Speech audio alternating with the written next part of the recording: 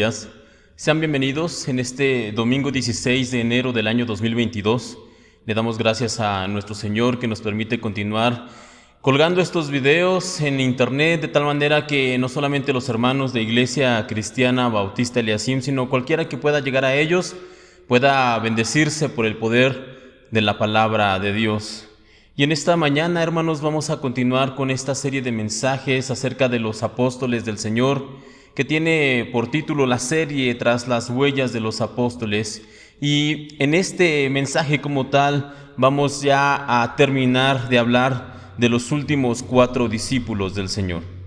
Ahora bien, suele suceder que cuando nosotros pensamos en los apóstoles del Señor, inmediatamente nos viene a la mente personas como el apóstol Pedro o el apóstol Juan, Jacobo, Mateo o incluso el apóstol Pablo. Sin embargo, como ya hemos estado revisando en las últimas semanas, los discípulos del Señor fueron 12 y ya hemos hablado en total de los primeros 8. Ahora bien, de los últimos 4 discípulos restantes, a excepción de Judas Iscariote, la Biblia no nos dice prácticamente nada, solo nos da pequeñas menciones. Por lo tanto, en esta mañana lo que vamos a hacer, hermanos, es que abordaremos el mensaje de la siguiente manera. Lo vamos a dividir en 3 puntos. Primero, vamos a dar una revisión en el papel que jugó Judas Iscariote en la misión del Señor Jesús y vamos a aprender algunas lecciones de este discípulo que erró el camino. Segundo, daremos una mirada rápida a los datos que conocemos de los 3 discípulos restantes. Y tercero, vamos a aprender una lección muy importante de estos apóstoles casi desconocidos. Dicho esto, hermanos, vamos a comenzar en esta mañana, como decíamos, hablando de Judas Iscariote. Ahora bien, el nombre de Judas tiene de hecho un buen significado, tiene un lindo significado, es una variación del nombre Judá, y este nombre como tal significa alabar a Dios o alabanza a Dios. Como les digo, tiene un buen significado el nombre. Ahora, Iscariote, hermanos, no es el apellido de este hombre, sino que hace más bien una referencia al lugar de procedencia de Judas. Y es que él venía de una ciudad, o se conoce, o se cree que él venía de una ciudad llamada Queriot. Luego entonces, entendiendo esto, cuando la Biblia nos habla o nos menciona de Judas Iscariot, lo que nos está diciendo es Judas el que venía o el hombre de Queriot. Eso significa Judas Iscariote. La última referencia que encontramos en la Biblia acerca del origen de Judas es el nombre de su padre, el cual sabemos que era Simón. Y después de esto no tenemos más datos acerca de su vida o de su profesión o de qué es lo que hacía este discípulo del Señor antes de unirse a Cristo. Tampoco conocemos cómo es que fue llamado por el Señor, no tenemos algún relato como si sucede con Pedro o con Juan o con Mateo, que ya hablamos de ello. No sabemos realmente cómo es que fue llamado por el Señor, pero no es difícil imaginar que con la popularidad que Jesús fue adquiriendo en los primeros meses de su ministerio, Judas decidió comenzar a seguirlo y se quedó con el grupo hasta que el Señor Jesús lo llamó y lo escogió como uno de los 12 apóstoles. Por lo demás, podemos decir, por lo que sabemos, que él fue tratado en el grupo de los 12 apóstoles con igualdad, con respeto, con amor, con paciencia y con misericordia, a pesar de que el Señor sabía desde el mero comienzo quién lo iba a traicionar. Cristo sabía que Judas iba a ser el traidor, pero esto no influyó en su trato para con este apóstol. ¿Por qué? Porque él recibió las mismas enseñanzas que Jesús le daba a todos.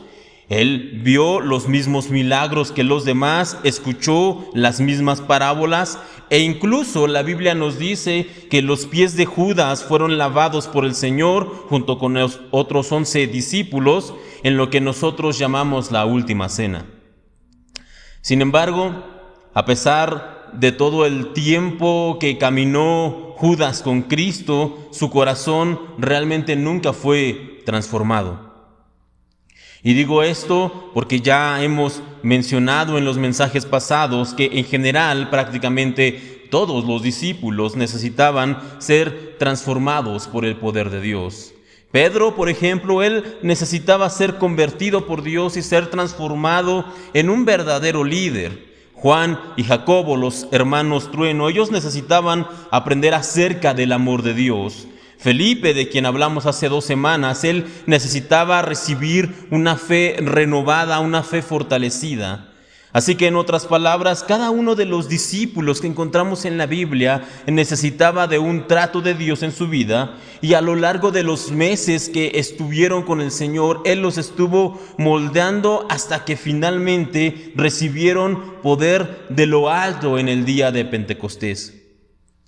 Sin embargo, aunque es cierto que ese día en Pentecostés estos hombres fueron llenos del Espíritu Santo, como la Biblia nos dice, la obra transformadora comenzó en sus vidas mucho tiempo antes. Sin embargo, en la vida de Judas nunca fue así. Este discípulo sí seguía al Señor, pero lo hacía más por conveniencia que por convicción. Judas estaba con Cristo porque esperaba la institución de un reino terrenal, un reino en este tiempo. Judas veía en Jesús al nuevo rey de Israel y esperaba estar lo suficientemente cerca de él para beneficiarse cuando llegara el momento. De hecho, la Biblia nos habla precisamente de esta actitud egoísta y avariciosa de Judas cuando en cierta ocasión una mujer llega con el Señor y rompe un perfume a los pies de Cristo. Este perfume, nos dice la palabra, que era bastante caro. Y Judas, cuando ve esto, en lugar de conmoverse por tal acto de amor que acaban de hacer con su maestro, se preocupa por el dinero que se acaba de desperdiciar ante sus ojos y alega que ese perfume bien podría haberse vendido a un buen precio para poder después darle el dinero a los pobres. Sin embargo, la Biblia se encarga también de hacer una aclaración. Esta aclaración la encontramos en Juan, en el capítulo 12, versículo 6, en donde leemos esto. Pero dijo esto no porque se cuidara de los pobres, sino porque era ladrón, y teniendo la bolsa sustraía de lo que se echaba en ella. Luego entonces, la primera lección que aprendemos de la vida de Judas es que no todos los que sirven al Señor lo hacen por las razones correctas. Y es triste tener que mencionarlo, pero lo cierto es que aún hasta el día de hoy existen los Judas en las filas de la iglesia. Existen hombres y mujeres que sirven al Señor, pero no lo hacen por amor, sino que lo hacen por conveniencia. Ellos buscan los reflectores, buscan los aplausos, el reconocimiento, y como dice la palabra, también buscan las ganancias deshonestas. Y mientras ellos puedan satisfacer su necesidad de atención y al mismo tiempo llenar sus bolsillos con dinero, ellos van a continuar sirviendo entre comillas en la iglesia, pero cuando algo de esto les falte, siempre van a ser los primeros en irse. Su verdadero interés no está realmente en las cosas de arriba, sino que ellos están interesados en las riquezas de este mundo. Pero regresemos con Judas. El hecho de ser un ladrón y de paso también ser un hipócrita, de hecho no son ni de lejos las peores cosas que encontramos en la vida de este discípulo del Señor. Y esto lo digo porque, como seguramente usted ya sabe, ha escuchado o leído, el Judas es recordado de mala manera aún hasta nuestros días porque fue el discípulo que traicionó al Señor. Nosotros recordamos a Judas como Judas el traidor. Así de hecho lo llama la Biblia en el libro de los Hechos, y así es como lo recordamos hasta la fecha. Sin importar el significado del nombre, que ya decíamos es un bonito significado, nadie llama en la actualidad a sus hijos con el nombre de Judas. Lo malvado de sus acciones es algo que no se puede olvidar, que no se puede pasar por alto, pero realmente nos hemos puesto a pensar o realmente nosotros sabemos qué fue lo que motivó a este hombre a cometer esta traición. ¿Realmente lo hemos pensado en alguna manera? Y es que una lectura rápida de los evangelios podría hacernos pensar que Judas traicionó al Señor porque así estaba escrito. Estaba escrito que el Señor tendría que ser traicionado y entonces Judas simplemente estaba cumpliendo la profecía. Judas simplemente estaba siguiendo la voluntad de Dios que se había establecido. Y si esto fuera así, si este fuera el caso, entonces, ¿dónde está el libre albedrío, hermanos? Y es más, si Judas solamente estaba haciendo lo que estaba dictado por Dios, ¿por qué lo vemos como alguien malvado?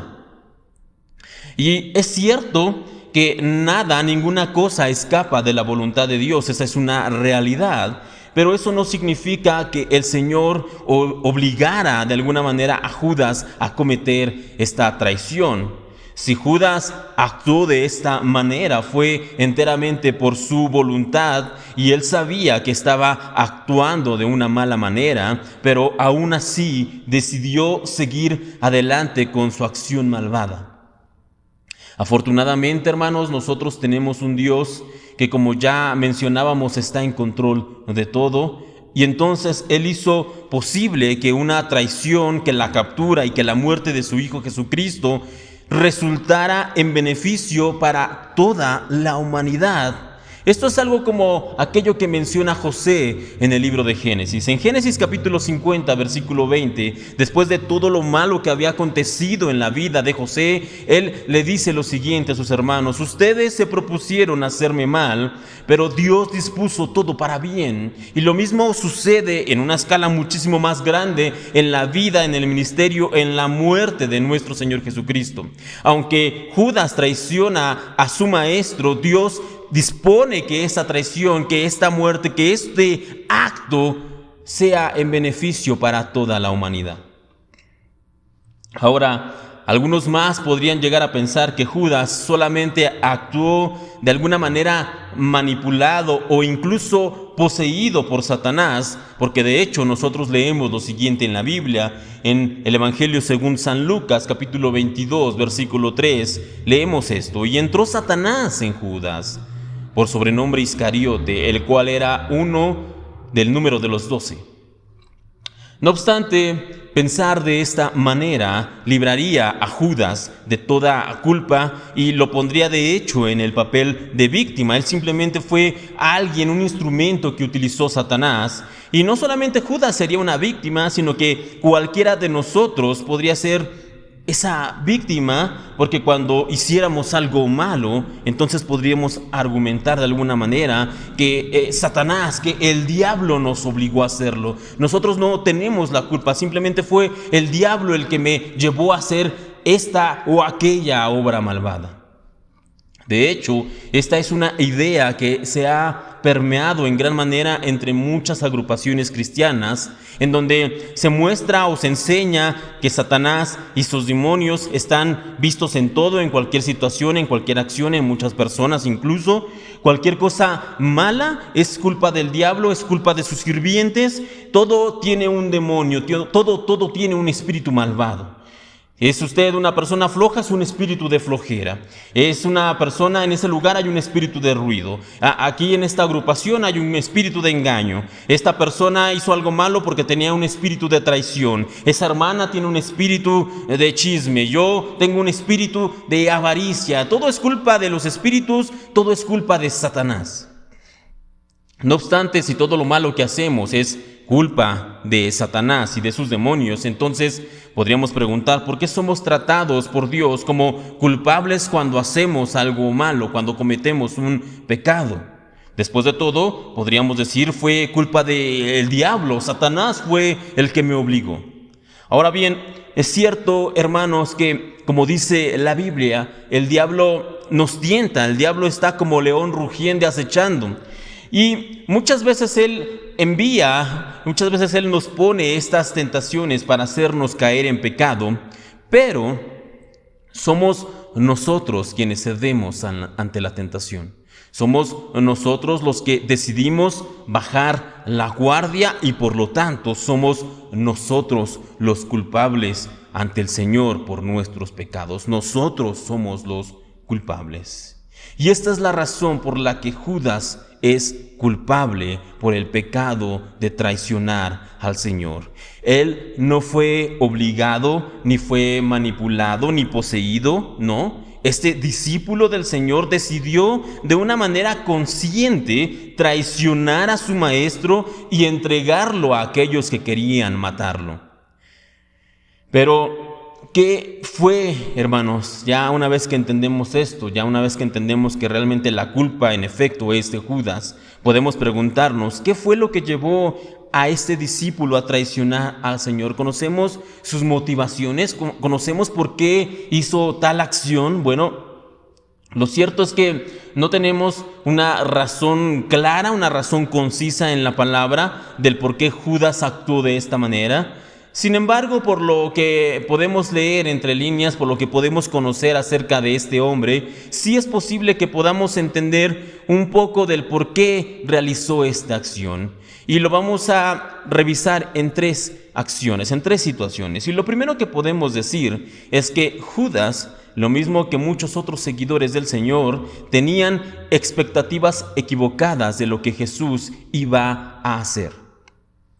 Y es que muchos pensaban que Jesús iba de alguna manera a iniciar una revolución en contra del Imperio Romano, que iba a liberar a Israel y que iba a instituir una nueva monarquía, que le iba a regresar su gloria a Israel.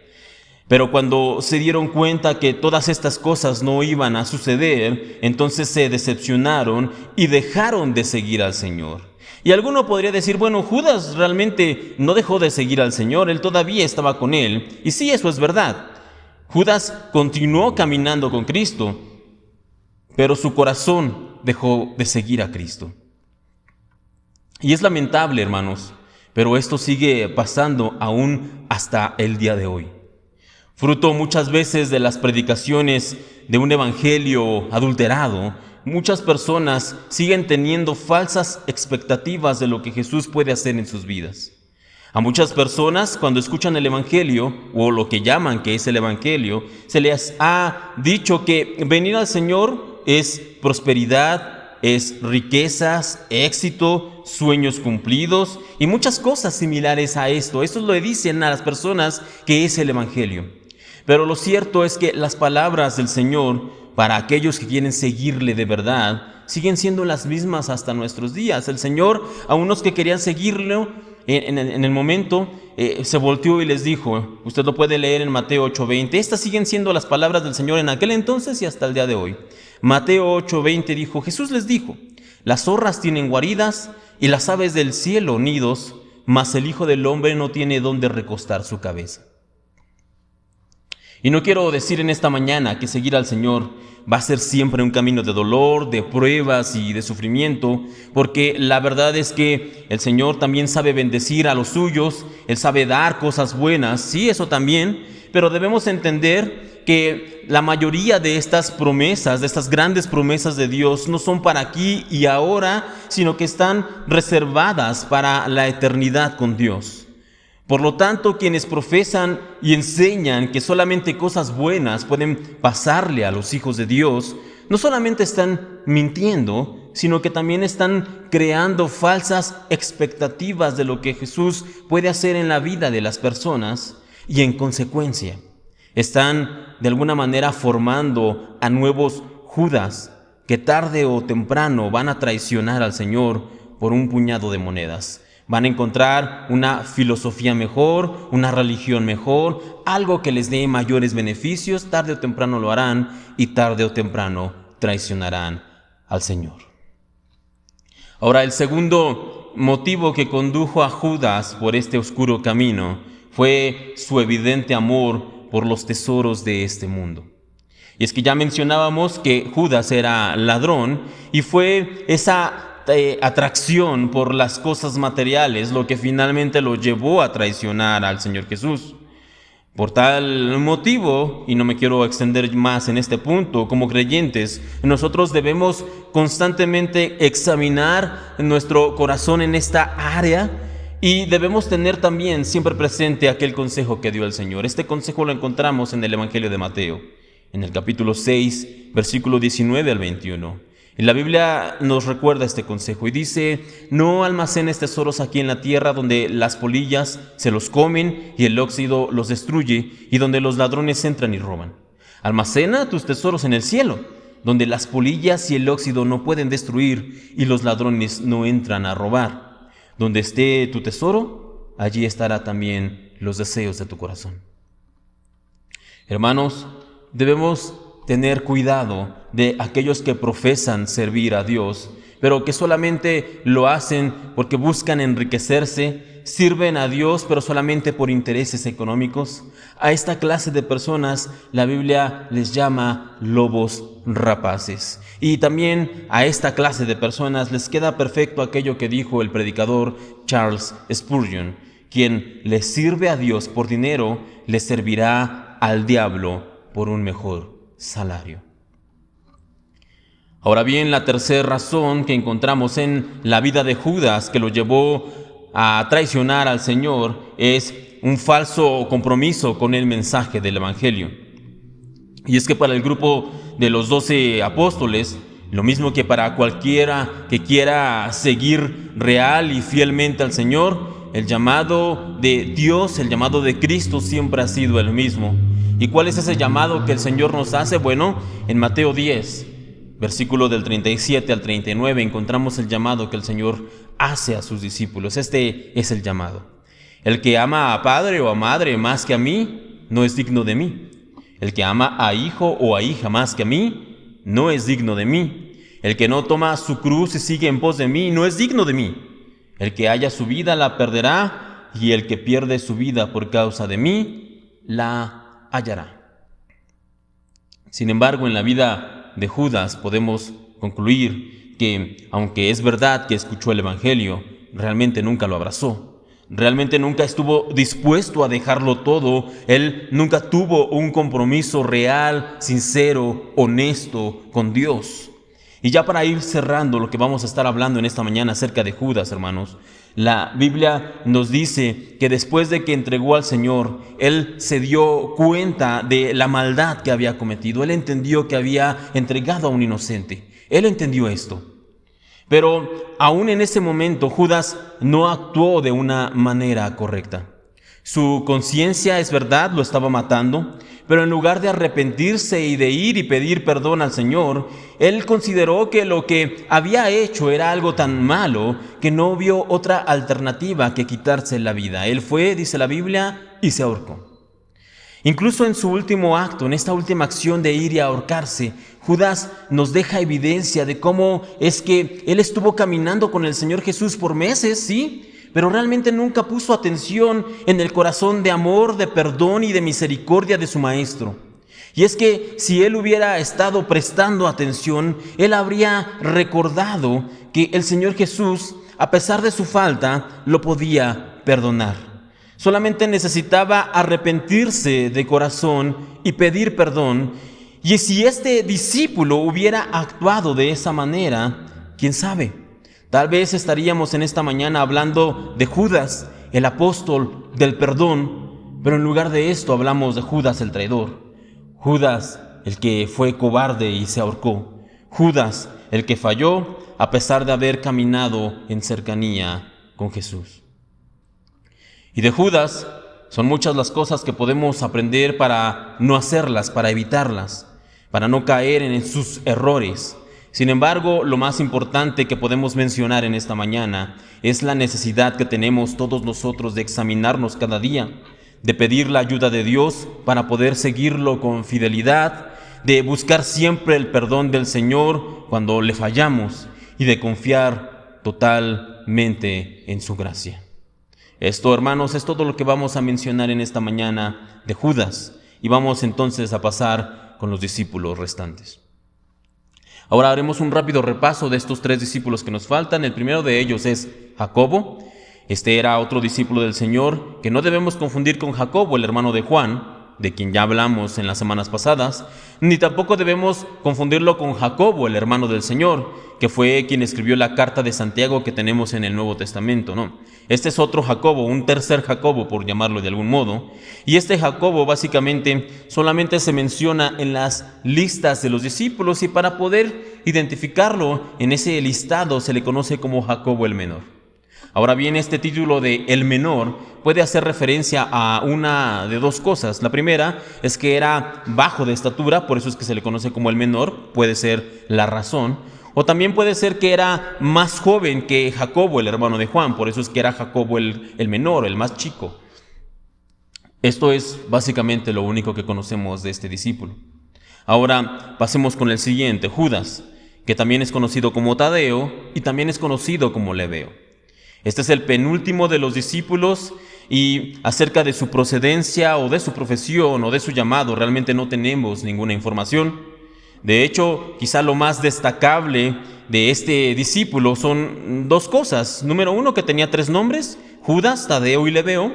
Y lo segundo es que siempre se hace la aclaración de que no era Judas el Iscariote, el traidor, para hacer la diferencia. Esto tal vez es lo más significativo que encontramos de este discípulo. Finalmente, encontramos a Simón. Y también debemos recordar que en el grupo de los discípulos había 2 hombres con este nombre.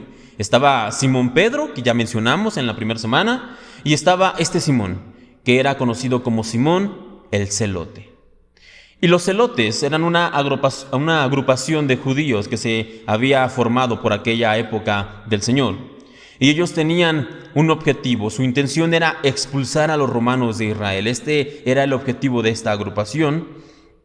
Y de hecho eran un grupo extremista, eran un grupo radical, eran lo que podríamos llamar hoy en día como terroristas.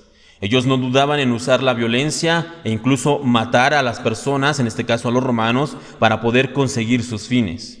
Y una de las tácticas que más utilizaban estos hombres era acercarse de manera sigilosa a los soldados romanos para poder matarlos con una daga que llevaban oculta entre su túnica. A este cuchillo, más o menos como de este tamaño, unos 25 centímetros, se le conoce como sica, y esta es el arma que ellos utilizaban, y del nombre de esta arma es de donde nosotros tenemos el término moderno de sicario. ¿Y qué es un sicario? Bueno, es una persona que se dedica a asesinar por dinero. Básicamente esto es lo que es un sicario, y esto es lo que hacían estas personas. Es justamente de esta agrupación de donde Simón el Celote fue llamado para seguir al Señor. Ahora bien, esto les decía, es prácticamente todo lo que conocemos de estos 3 hombres. Y con participaciones tan pequeñas, resumidas en una sencilla mención en los evangelios, ¿podría alguno de nosotros preguntarse, ¿realmente podemos considerar a Jacobo, a Tadeo y a Simón como apóstoles? Y la respuesta, hermanos, es sí. Claro que sí. Jacobo, Tadeo y Simón pueden ser y deben ser considerados como apóstoles del Señor a pesar de su minúscula participación. No obstante, alguno de ustedes también podría preguntar, si realmente no sabemos nada acerca de estos hombres, ¿qué lección podemos entonces aprender de ellos? O dicho en otras palabras, ¿qué hacemos con estos discípulos invisibles, por llamarlos de algún modo? Bueno, lo que nosotros como creyentes, como siervos del Señor, podemos hacer al escuchar de estos discípulos invisibles es darle gracias a Dios. Y permítame explicar por qué digo esto. Y es que la verdad es que la mayoría de nosotros, la gran mayoría de todos nosotros, los que servimos de alguna manera al Señor, nunca seremos reconocidos por multitudes. Quizá nunca prediquemos a miles de personas, ni tampoco sirvamos en iglesias multitudinarias. Pero aún a pesar de esto, nosotros seguiremos siendo, si somos fieles, seguiremos siendo siervos de Dios. Y es que aquellos que buscan realmente seguir al Señor con sinceridad, no lo hacen por la fama, ni por la gloria, ni por el reconocimiento, sino que lo hacen por amor, ya sea que estén sirviendo en una iglesia de 10,000 ovejas o en una iglesia de 10 ovejas. Por eso es que, como les decía, Nosotros debemos darle gracias al Señor cuando escuchamos acerca de estos discípulos invisibles, porque es verdad que no conocemos los hechos de Jacobo el menor, ni tampoco tenemos un evangelio escrito por Tadeo, ni tenemos una carta en el Nuevo Testamento de Simón el Celote, no. Pero a pesar de esto, ellos están nombrados en la lista de los 12 que el Señor llamó para enviarlos como sus primeros embajadores. Y a pesar de que no conocemos realmente nada acerca de su servicio al Señor, lo que sí sabemos es que estos hombres fueron fieles. Sabemos que nunca más miraron atrás y sabemos que predicaron el evangelio a donde fueron, aún hasta las últimas consecuencias. ¿Y cómo es que podemos decir esto? ¿Cómo es que conocemos esto? Bueno, porque la Biblia nos dice lo siguiente en Apocalipsis, ya en el final, en el capítulo 21 de Apocalipsis, versículo 14, leemos esto cuando se describe la santa ciudad, la Jerusalén celestial. El muro de la ciudad tenía 12 cimientos y sobre ellos los 12 nombres de los 12 apóstoles del Cordero. Estos hombres, a pesar de que no sabemos nada de ellos, de sus obras, de su trabajo, fueron fieles. Y el Señor lo reconoce. Y es lo único que realmente se necesita. Ya para ir terminando, cada uno de nosotros en esta mañana debiera preguntarse, ¿por qué estoy sirviendo al Señor? ¿Lo hago por conveniencia? ¿Lo hago por lo que puedo recibir de Él? ¿Lo hago porque busco solamente la bendición de Dios? ¿Lo hago por los aplausos, por el reconocimiento, por la gloria de los hombres? ¿Por qué estoy realmente sirviendo al Señor? Y si la respuesta fuera sí a alguna de estas razones egoístas que acabamos de mencionar, si alguna de estas cosas nos han llevado a seguir al Señor hasta el día de hoy, lo que debemos hacer es arrepentirnos y debemos pedirle perdón al Señor. No ser como Judas, que no pudo entender el corazón de misericordia de nuestro Dios, no, sino que debemos ir y pedirle perdón al Señor. Y si lo hacemos de manera honesta, Él nos perdonará.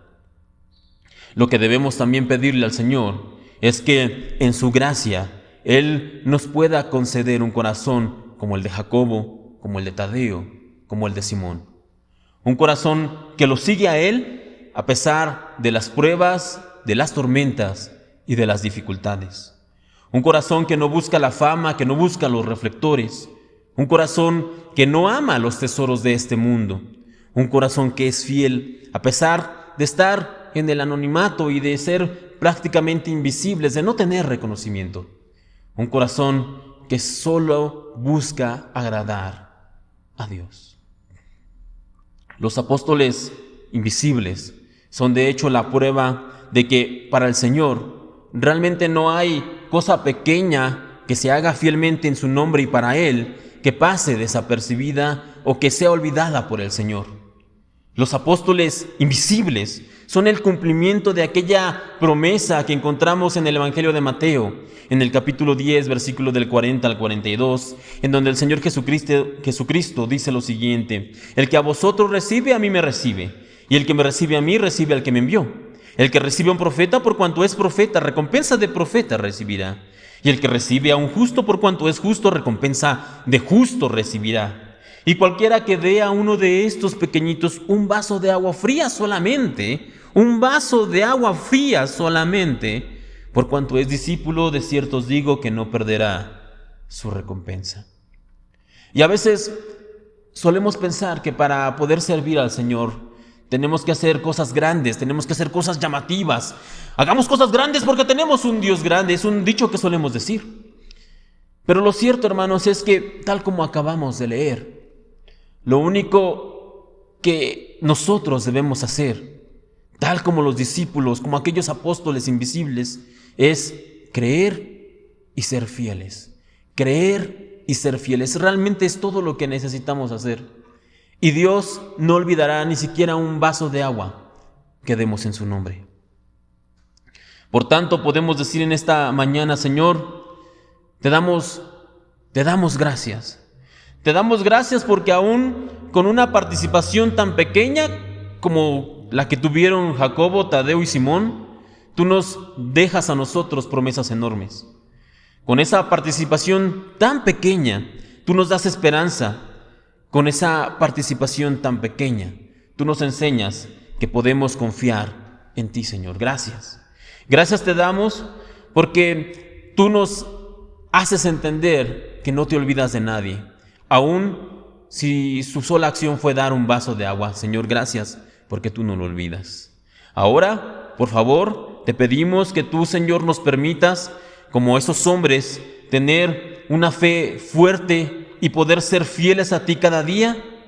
Señor, eso es lo que nosotros te pedimos. Teniendo esto en mente, hermanos, entendiendo que para el Señor nada pasa desapercibido, que aún estos discípulos invisibles, Él siempre los tiene en vista, Él siempre los tiene en consideración, siguen siendo sus discípulos. Teniendo esto en mente y agradeciéndole esto a nuestro Dios, vamos a terminar el mensaje de esta mañana, vamos a terminar esta serie de sermones y vamos a hacerlo con una oración. Señor, te agradecemos en esta mañana por la oportunidad de estudiar y de aprender acerca de estos hombres, no solo de Judas, de Tadeo y de Simón y de Judas Iscariote, sino también de cada uno de los discípulos que hemos estado estudiando en las últimas semanas. Gracias te damos porque tú nos dejas ver que ellos no eran hombres perfectos, que eran personas con muchas debilidades, con muchas fallas, con muchas faltas, pero aún así tú los llamaste. Tú los tomaste para ser tus siervos, para ser tus hijos, y tú los capacitaste, tú le diste el poder, tú le diste, Señor, autoridad. Y en esta situación, Señor, nosotros nos identificamos y te damos gracias porque también tú nos has llamado a nosotros. Y tenemos fe, confianza y esperanza en ti, Señor, de que si tú has llamado a estos hombres a pesar de todas sus imperfecciones, también podemos nosotros seguirte. Y en esta hora, Señor, te pedimos que tú nos ayudes, que nos des un corazón fiel, que nos ayudes, que nos capacites, Señor, que tú nos instruyas para poder, Señor, servirte de una manera correcta. Que tú nos perdones, Señor, cuando fallamos y que no permitas que como Judas nos desviemos y pequemos, o que una vez que hayamos fallado pensemos que tú nunca más nos perdonarás, Señor. Quita de nosotros ese pensamiento y ayúdanos a tener siempre presente que tú eres nuestro abogado, que tú eres misericordioso, que tú eres generoso, que tú eres perdonador, Señor. Ayúdanos a aferrarnos a tu gracia.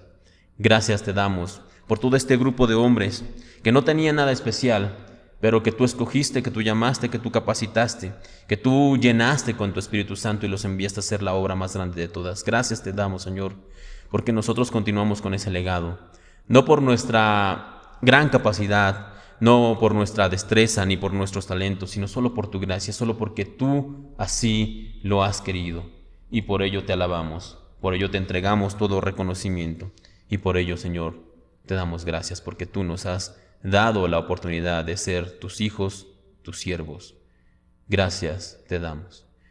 En tus manos nos encomendamos, Señor, en este tiempo, en esta época tan difícil y complicada, pidiéndote por favor que tú nos guardes, pidiéndote por favor tu ayuda, tu protección. Gracias te damos una vez más. En tus manos nos encomendamos y pedimos todo esto en el bendito y santo nombre de tu Hijo, el Señor Jesucristo. Amén y amén.